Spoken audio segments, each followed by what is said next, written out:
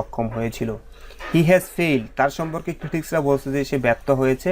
দো to meet several promises, সে কয়েকটা promise, আসলে রাষ্ট্র ক্ষমতা থাকলে মানুষ ব্যর্থ হবেই, সে কয়েকটা প্রমিস পূরণ করতে ব্যর্থ হয়েছে, including cutting health waiting list. অর্থাৎ আমরা জানি ইংল্যান্ডে ওই দিন একটা আর্টিকেল দেখলাম যে আপনার 70 লক্ষ বা 80 লক্ষ মানুষ অলওয়েজ কী করে রাখে, আবেদন করে রাখে ডাক্তারের অ্যাপয়েন্টমেন্টের জন্য।